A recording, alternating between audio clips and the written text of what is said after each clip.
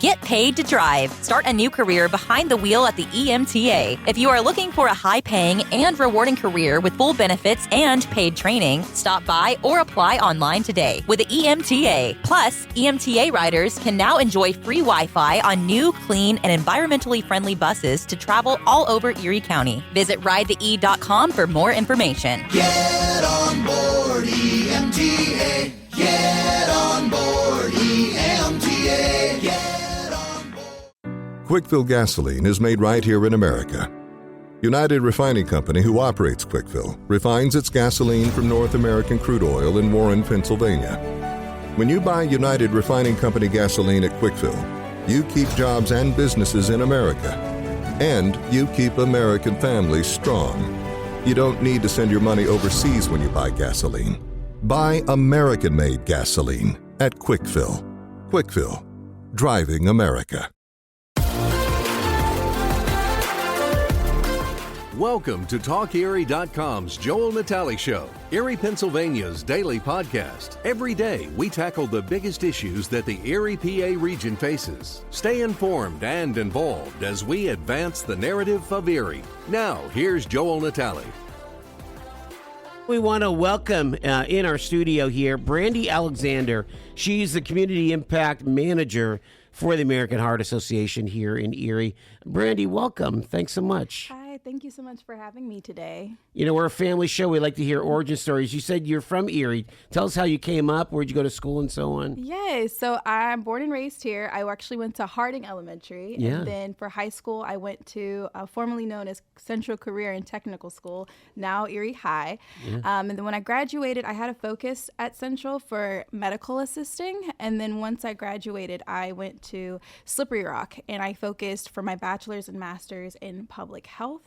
Oh, wow. Yeah, I graduated like during the pandemic. So coming back home, I've been working in Erie ever since. Really? Okay. Yes. And have you been seen that you were able to kind of slip into this role as community manager? Yes. So after graduating and staying in Erie, every position I've had some relationship with the community, which was nice, you know, growing up here and seeing how Erie has evolved. Now being an adult, I'm able to kind of play hand into how I can help Erie evolve even more. So I've had a background with recovery addiction. So I did Hep C, HIV outreach work. I've also worked with refugee-based healthcare, and then tobacco vaping, policy-based healthcare, and then now at American Heart Association, I cover a lot of entities. I can kind of get into that a little bit more, but being a community impact manager, we focus on policy, system, and environmental changes in community and clinical settings. All right, explain what that means. Yeah, you know, I can get into that. So a little bit more about like core pillars of health that pertains to being a community impact manager. We look at access to care. Obviously, we want to preserve and expand Medicaid coverage and increase American Care Act enrollment. We also look at the quality of care. So we want to improve care in clinics, hospitals, post-acute facilities. We also discuss Nation of Lifesavers, so improving the bystander effect, which we can talk a little bit more being Heart Month. Wow. And then the health factors, right? So the goals that I have being a community impact manager, obviously we want to control blood pressure, improve nutrition security, and e-cigarette tobacco use. Yeah. So, and then we also, again, we want to target community-based organizations, faith-based organizations, anywhere where people kind of come together, even if it's after work, before work, and when they go to their doctor's appointments. We want to see them where they are and be able to improve their care. Do you think that overall the general public doesn't know what they don't know about heart health? I think it's a little bit of both. Obviously, we want people to have a great relationship with their PCP, their providers, be able to trust their providers. Being into this role, I'm learning that trust is a huge aspect when it comes into relationships with their providers. So being able to rely on them and make those appointments, follow through with those appointments is really huge. So I think it's more so of just also acceptance can kind of play a role in that too. Like some people can be in denial about their health, and then once they get the news like, hey, you know, you may need to take some medication, or you may have to have a change of healthy lifestyles. So I think it's more so of just grasping that we have control over our health and, being able to utilize what's accessible in anyone's community. But yeah, I think everything kind of plays a role into it. I think it just depends on the person and what they want for themselves. I feel like there's, you have the situation where you have people that know that maybe they're not acting, in the healthiest way. I'm thinking of a smoker. Again, I don't want to, disparage smokers, but most smokers know that probably this habit is not the healthiest thing for them to do. Right. But then there's the other side of people that just, it's like they just are, like you say, they're in denial. So they don't go for their annual checkup. They don't know what their blood work says, right? I mean, these are all things that are pretty critical, aren't they? Yeah. So a part of being American Heart Association, that's why, especially in this new role that I have being in Erie, and then I also cover 19 counties. So that kind of goes into play about the access to care. So getting closer, I want to say, reaching out to people that are like in the rural populations, that they kind of have more resources than they probably assume, versus urban areas. So like Erie, you'll probably see a UPMC or Allegheny Health Network or a clinic, a free clinic, anything like that within so many miles of one another.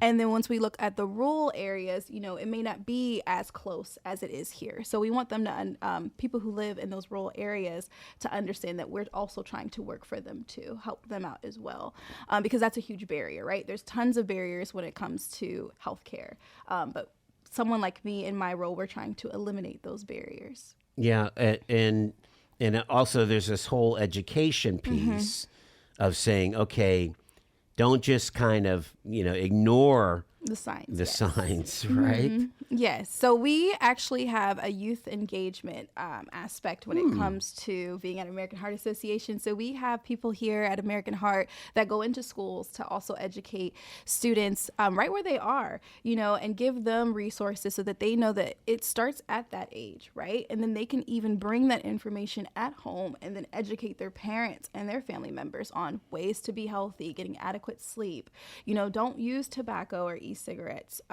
healthy eating, things like that. So, American Heart, we're trying to target all populations. And I'm really excited to be here and be a part of American Heart Association. All right. So let's get to some of the kind of the big, there's some big events that we like to talk about.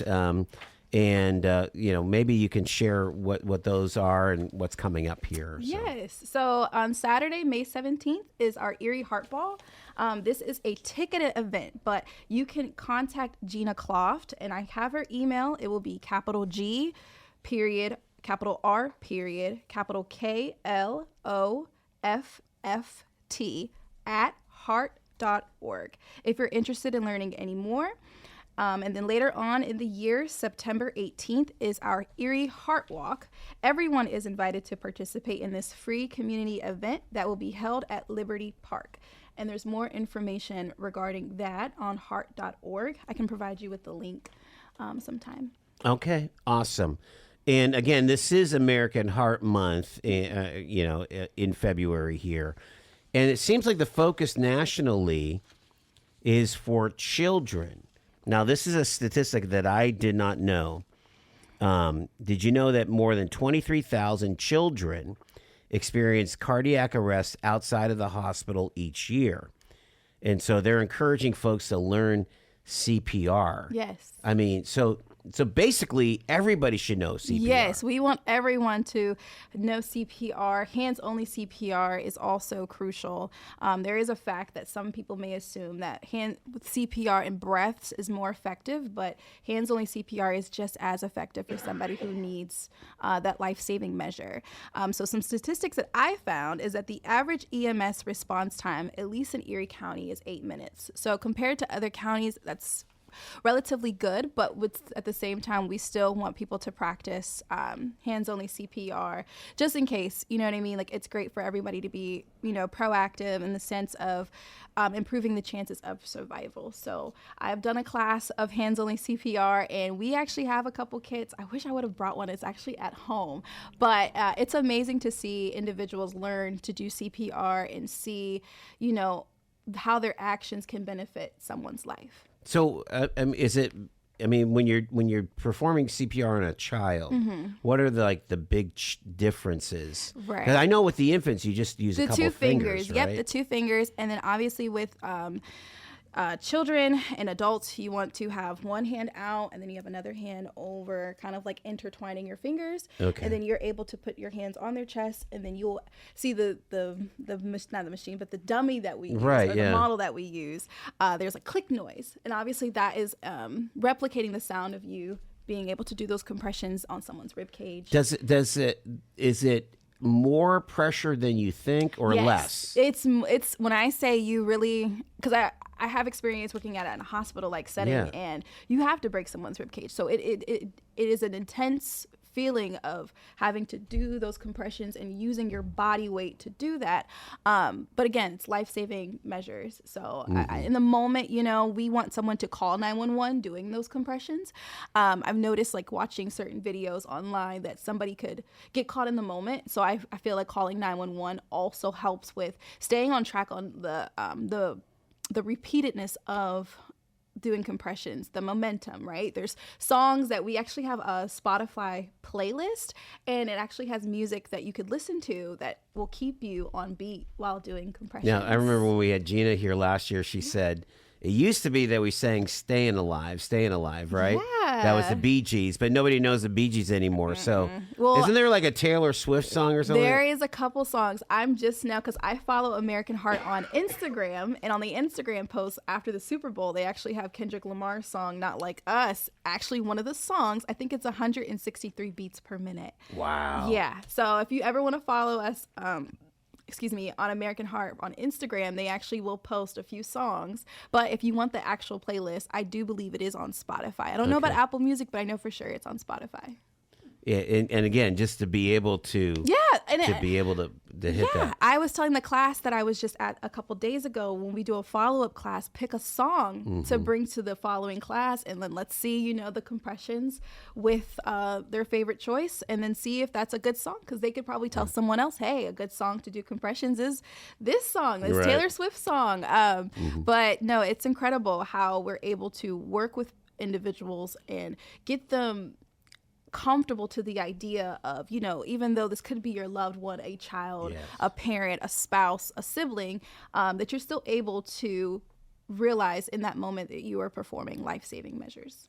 I want you to weigh in on, what, like, I always heard that using an AED really advanced the survival rate of somebody in cardiac arrest, right? Yes. So a little bit with my position that we would like to do is implement AED. So do you guys actually have an AED here? Not in the building. Not in the building. And I hate to say this, I don't know where the nearest one is.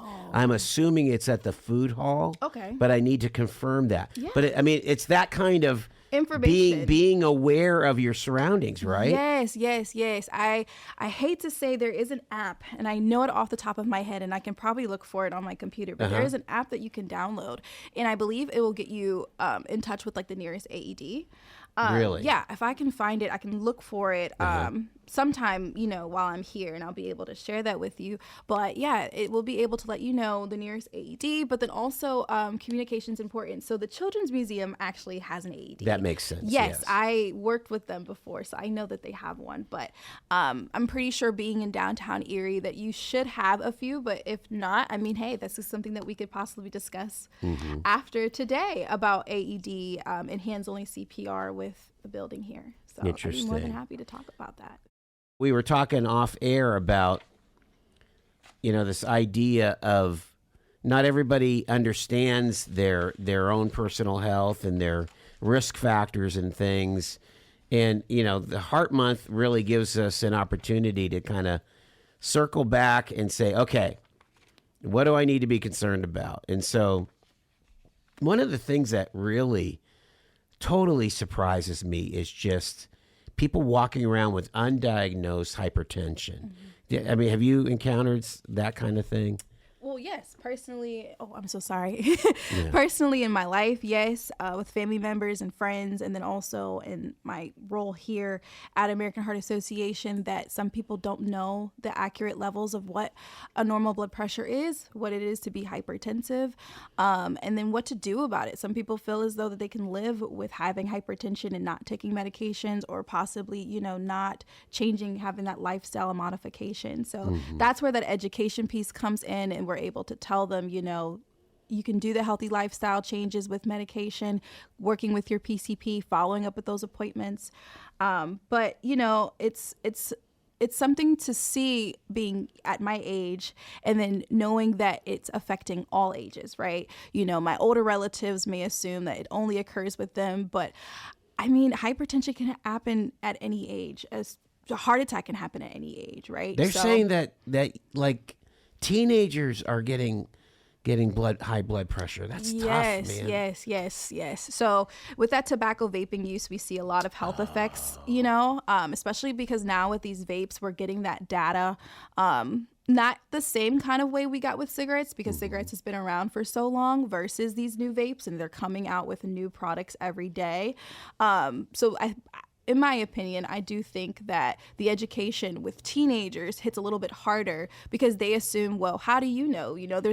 We're learning just like you guys are. And it's like, well, yes, but we're also understanding that nicotine is addictive chemical. And with your brain not being developed until the age of 25, it's harder on your bodies. And we want you to not pick up these devices, pick up, cigarettes, but at the same time understanding that you're vulnerable at this age, so why, put anything into your body that's addictive?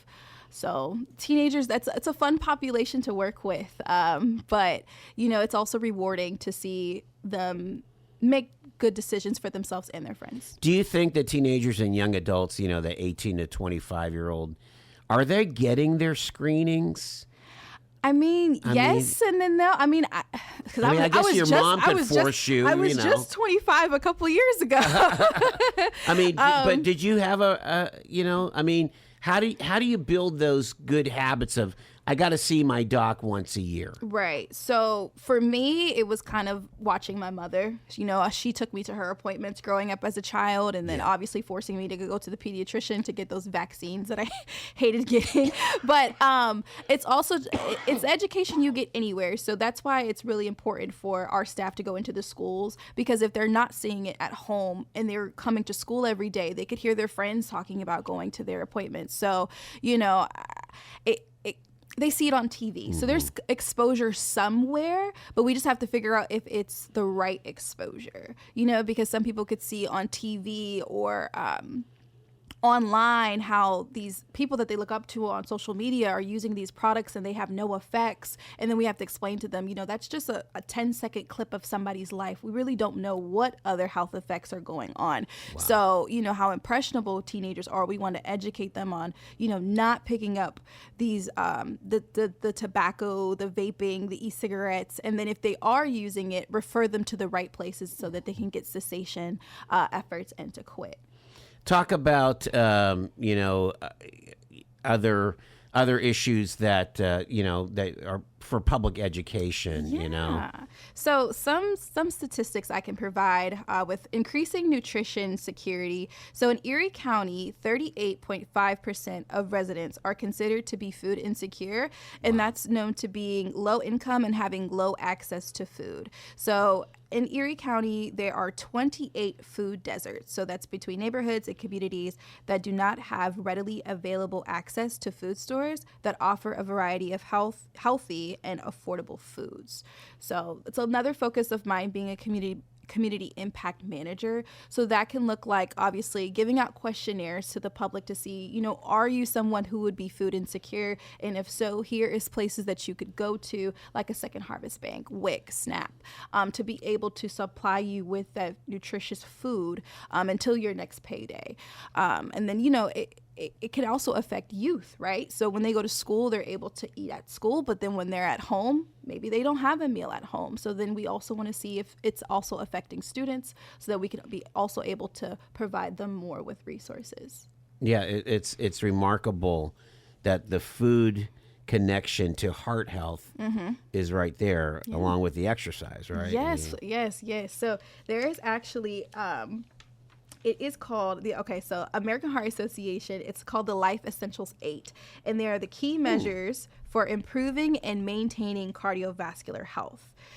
So Life Essentials 8 is composed of 2 major areas. So one of it being health behavior. So like we said, eating better, being more physically active, not to smoke or vape, and then to get healthy sleep. So I've actually have worked with our school engagement director, and I've seen her working in schools, and she has all of these like poster boards of like these animated characters, and they talk about eating healthy as a child, right? Being more active, physically active, probably outside the gym, you know, your gym class. Because I remember in high school, I had gym class like twice.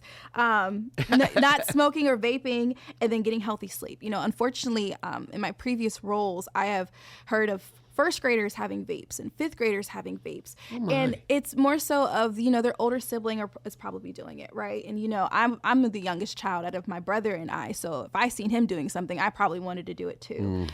So, you know, that school engagement director, she... all of them work really hard to be able to enforce that we really enforce how important it is to eat healthy. You know, those soda pops that growing up, I mean, the vending machines when I was in high school, I was able to get a Pepsi or a Coca-Cola, but now, you know, water, drinking adequate enough water, being more physically active, and sleeping. I didn't understand naps until I became an adult. I love a nap. Right. So, you know, but when you're a kid, you want to stay up all night and hang out with your friends, talk to your friends. So it's really important to get those health behaviors established. From baggage claim to pajamas in 10 minutes. Erie International Airport. Fly with ERI.com. Fly Erie International Airport to Charlotte on American Airlines, your nonstop gateway to the world. Also, we have Breeze Airways flying nonstop to Orlando and Tampa, Florida. A great low-cost carrier providing excellent service to the regional community. Fly Erie International for your travel needs. Fly with ERI.com. You have been called to do good, to feed the hungry, to love with action, to be a light in the darkness, to love your neighbor, to teach wisdom, to walk humbly, to love mercy, to care for the least of these. Will you accept the call? This is our city. Our mission. Visit eriecitymission.org/volunteer to accept the call today. All year round, Frontier Home Products and Design has what you need to make your home comfortable and beautiful. Relax on a new timber tech deck designed by Frontier's experts. A new fireplace from Frontier Home Products Fireplace Gallery adds warmth and serenity to any home. Beauty and versatility at Frontier Home Products and Design Center, 4213 Peachtree, 5th next to the Bayfront Highway. Frontier Home Products and Design Center. Discover a new frontier. PA contractor number PA039007. Brandy Alexander from the American Heart Association. She's the community impact manager here. And also, you know, she's got a master's in public health. I mean, this is truly a passion of yours, the idea that, you know, communicating to the masses best practices and things like that. Brandy, we were talking about working out. We've got to keep moving, don't we? Yes. I was just mentioning how growing up, I was in dance classes. So if I wasn't at school, I was at dance class. And then now looking at my mom, she's actually going to dance class. Nice. So it's almost a full circle moment to see how important it is for people to be active. And it doesn't always have to be the gym, you know? And it doesn't have to be this drudgery, like you say, right? I mean, like, don't get me wrong. I love going to the gym because it gives me my space out of work that I can can kind of release. So if I had a bad day or a good day, it's still nice to get a healthy workout in. But you can still take a walk outside, a treadmill. You can go to a dance class. There was hot yoga. I was into hot yoga for a minute. I don't know if I'd last a minute. You don't know that until you try. Make sure you're really hydrated for stuff like Right. that. But no, there's other ways that people can be physically active. I mean, you guys have Ascend right across the street. Yeah, you know, it's so amazing. it's different things that people can do, especially in Erie. You know, I always feel like Erie is such a small place, but it's not when you actually look at what is provided here to the community. Can you talk about with when you encounter people with limited mobility? There's still ways that they can get some cardio going, right? Absolutely. What would you suggest? Like, so suggestions. Obviously, I'm going to recommend seeing a physical therapist or seeing your PCP, just because every situation is kind of different, but it's also what makes you feel good too. So your physical therapist can offer different ways of being physically fit if you have some immobility, but still finding what makes you happy in that too, right? Because I hate running. Me personally, I don't like sprinting. But if I found like a song or like a music playlist to help me go through it, or if you ever seen on the treadmills, they have like the mountains or like a beach. So I can like imagine I'm not here in the gym, I'm somewhere warm. You know, there's just different ways that you can stay physically fit. That may not be something that makes you dread it. But for anybody who has immobility, I would just always recommend talking to a physical therapist first. that makes Yeah, I don't want to give out a recommendation. No. You always want to check in with your doc. But really, it's funny. People get upset. Well, all you have to ever prescribe is diet and exercise. Yeah. But really, when you think about when we have the conversations about metabolic things like diabetes, and you know, they all connect with high blood pressure and heart health and so on. If you can get more mobile and if you can control your diet, it all goes. Yeah, everything plays hand in hand, right? You can't, like, for instance, I see like it's this 80-20 rule. So it's really 80% nutrition and 20% physical, being physically active. And I think there's also a role in that of like your mental health too, right? So you can eat healthy every day and you can go to the gym every day, but your mental well-being is still not up to par. So really there's 3 factors that go into I want to say all of that contributes to high blood pressure. But again, you know, being at American Heart Association, we're learning, at least I'm learning, you know, that every situation is different. But me personally, I can always say that there's 3 factors that play a role. You mentioned in the first half about sleep. Can you dig into that a little bit more? Does sleep affect heart health to a significance? Yes. So imagine if so everyone works probably about 8 hours a day on average, right? Maybe more, maybe less. But with work and then having a home life and exercising, staying fit, you know, having friends to hang out with, if you're not getting but 4 to 6 hours of sleep, you're not giving your body much rest to be able to fully function the following day. So you want to be able, like, for instance, when your phone needs to turn off because it's overheating, right? You got to turn it off, let it rest. So it's the same thing with your body. Like, you have to be able to give yourself some time to sleep. You know, that's important. I feel like in college, especially with college students or those who are just now getting their first full-time jobs, of how overwhelming life can be in that moment. And if I think back to that, the amount of sleep I didn't give myself, I should smack my hand for it. Just because I was so preoccupied with what life was like at that time. And then now, you know, 10 years later, 10 years later, I'm able to say, like, oh, I can't wait to go home and take a nap. Just because that adequate sleeping, it gives you a reset and a pause of what's going on, and then giving your body rest. Like, again, I work out all the time. So if I'm going to the gym, lifting weights, eating my protein, getting my fiber, my water intake, it's a busy schedule. You're going to want to be able to get some sleep after all that. Yeah. Are there programs or support groups or, you know, it just makes me wonder, you know, it would be easy to feel like you're all alone in all of this, you know? Right. So a couple of programs. So connecting with the community, at least from my experience being here at American Heart Association and what was previously done, we've actually worked with Stairways Behavioral Health, Erie County Department of Health.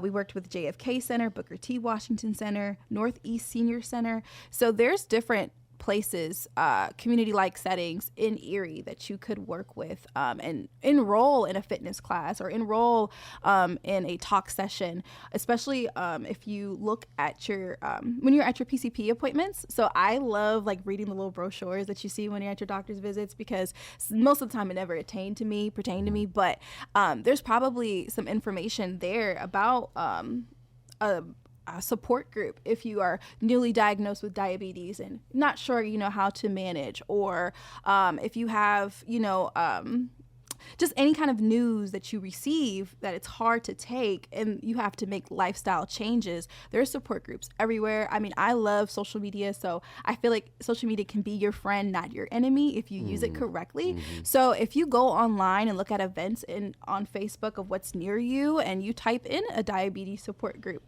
I'm sure there's tons of information that will show up. There's targeted population centers or groups, so to speak. So there's women's focused support groups. There's probably men's focused care groups. There's probably some for teenagers too. So I just feel like people have to just see, what is out there. And if you don't see something out there that you want, start it yourself. Get connected with your PCP or get connected who's in the community and say, like, I have a need and I want to connect with other people with the same needs to get the resources and information, and give Brandy Alexander from American Heart Association a call so that I can also help. But like if you don't see something in your community and you want that, do it yourself. Yeah. Wow. Yeah, I just feel like that kind of organic approach is pretty effective, because we have these we have an obesity epidemic. We have an epidemic of hypertension here. This is not the healthiest community. We smoke too much, right? Yeah. We don't work out enough. Although, boy, it seems like there's a gym that opens up every other week, right? No, I've seen the Crunch Fitness like all over social media, and it's like I have to wait. I'm that one person. I have to wait until the hype goes down a little bit, and then I can intervene and see what it's like. But because I go to Planet Fitness, and it's completely like a ghost town in there now. Nobody is really there. Which, I mean, is that because it's the second month of the new year that everybody kind of did their New Year's resolutions for? It could be that 14 days for a couple days, that 2 weeks, or it could be this is the time that I go. So I go right after work, and sometimes it pretty is busy. But I see most of like college students there, and then probably like individuals that are older than me. But before, Crunch Fitness came about, Planet Fitness used to be flooded to the point where I could not go because I could not hit every machine that I wanted to. Right. So I'm personally okay with that. But there's other Planet Fitnesses throughout Erie versus Crunch. I think there's just one right now. So. And of course we've got other gyms. Other gyms, of course, tons of other gyms. And so on. I've just always been to Planet Fitness because it's close to my house. When is there something to strength training and heart? What are your thoughts on that? So me personally, I believe that everything kind of plays hand in hand. So with stretching your body before working out so that it prevents injury, we want some cardiac work while you're working out to get the heart pumping. And then strength training, I mean, there's some people who don't believe in strength training in terms of like just picking up a 10 to 15 pound dumbbells versus trying to increase those weights. Right. So it really depends on what someone's goals are when they're in the gym. Somebody might just want to just have a nice pump, right? Like they just want to get in the gym, sweat, and then be able to go home, versus somebody who has goals to increase their weight to become bigger and stronger. Because you can be, the biggest person at the gym and still be unhealthy, right? So I think it just depends on that individual's goals. That's interesting.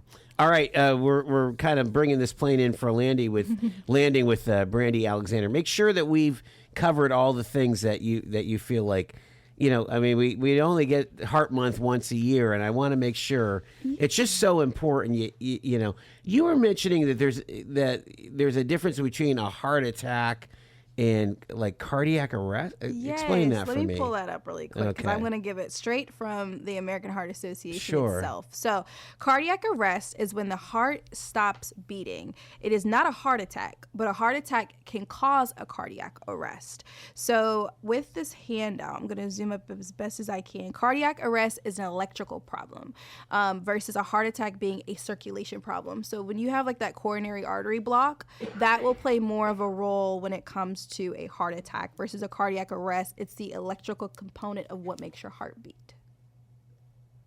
So are there different ways to react to each one? Oh, you're saying more so. Or are you still doing the compressions for either one of them, I guess? So what to do, Yeah. of course, this document is not zooming enough for me, so it's all blurry the more I look into it. I apologize, but a cardiac arrest can be inevitable. We want you to call 911 either way. Right. But scroll back up.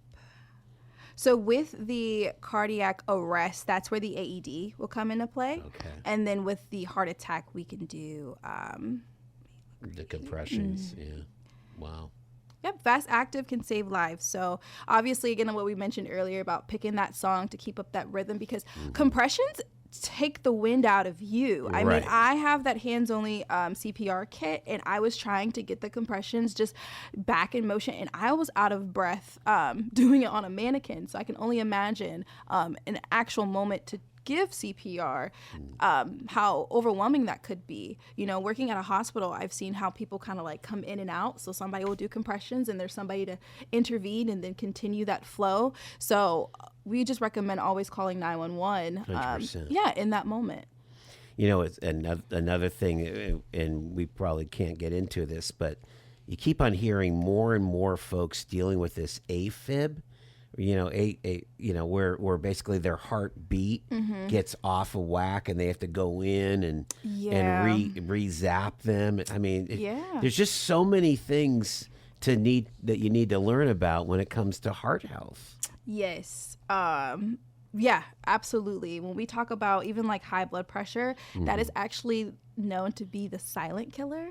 Wow. So our blood pressure initiatives are really important. So that also plays a role when we talk about heart attack, heart failure, and other critical illnesses that people face. But in terms of AFib, I can't get too much into that. Right. No, I know. But in terms of cardiac knowledge, right? That's again where we get into, I just say your PCP's your best friend. Having a good relationship with them, your nurses, so that all that education they provide to you at your appointments, you're able to read. You know, of course, looking things up online, you can see some scary stuff online. Right. But, you know, if you go to the right resources, the right pages, like heart.org, you'll be able to get the correct education. And then you could provide that at your next appointment and say, hey, you know, I looked online on heart.org and I saw some things that I think pertain to my illness, pertain to my diagnosis, and I want a little bit more of information. And then they connect to people like me. We get out in the community and spread more awareness and give out more education. Yeah, you really need to know. You need to be aware of your symptoms. You need to be aware of your numbers. I mean, I'm not sure. Again, we talk about hypertension. How many people know what their regular numbers are? So that actually gets into something that we call the self-monitoring blood pressure program. So how that can look, well, from me standpoint, it would be I would work with a community or clinical-like setting, and that we would be able to get a loaner program. So let's say, for instance, you're a patient and you have high blood pressure and you want to know what your readings are at home or, you know, on the go. You'd be able to loan out a blood pressure cuff and then be able to take it out at home before medication, after you take your medication, when you wake up, go to sleep, you have it at home. Wow. So it's really at your luxury of when you like to do it. So like, for instance, my family, we're known to have hypertension, and my grandmother has a blood pressure cuff. My mother has a blood pressure cuff, and I see them all the time getting their readings, and they'll ask me like, hey, Brady, my blood pressure was 160 over 90. How's that? I'm like, it's okay, but did you take your medication? So it gives you that insight of what your blood pressure is like at home versus like at your appointment.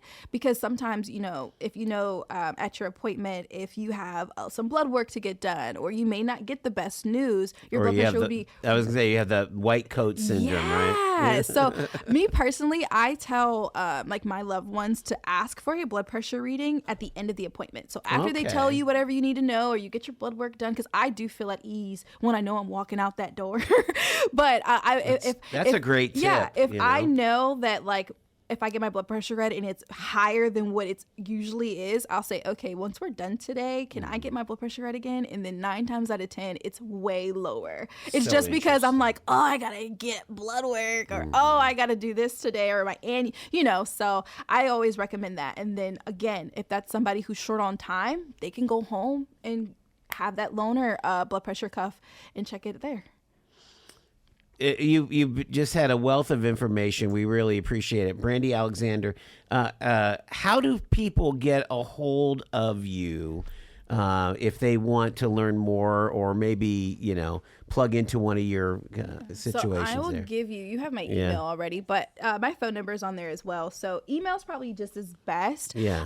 But yeah, contact me on my email, and then obviously heart.org, if there's information on there. You can find about Erie County's information, and it'll get back to me that way as well. But yep, the email, brandy.alexander@heart.org. And I would love to get connected with more people in the community, hear out what their needs are, and try to get them connected so we can keep evolving and keep being great. Yeah, I mean, again, it could be your little social circles or your bowling league or whatever. I was at Penn State Barron, and a gentleman came up to me about his wife, and she's like in some club, women's club, and he was like, I would love for you to connect with them. And I'm like, yeah, like that those are the type of opportunities that someone like me wants to get connected with. So those community-like settings, whether it's a gardening club and you guys want an AED, because obviously working outside, that could be harmful to some people with having a heart attack, or, shoveling outside, things like that. But getting connected with people in the community and them expressing their needs of what they see and how they can become greater, that's where I want to interact, who I want to interact with. Brandy Alexander from the American Heart Association, thank you so much for taking the time. Thank you for having me. You've been listening to The Joel Natale Show, Erie, Pennsylvania's daily podcast from TalkErie.com. Subscribe to our show on your favorite podcatcher and get involved by emailing Joel@TalkErie.com.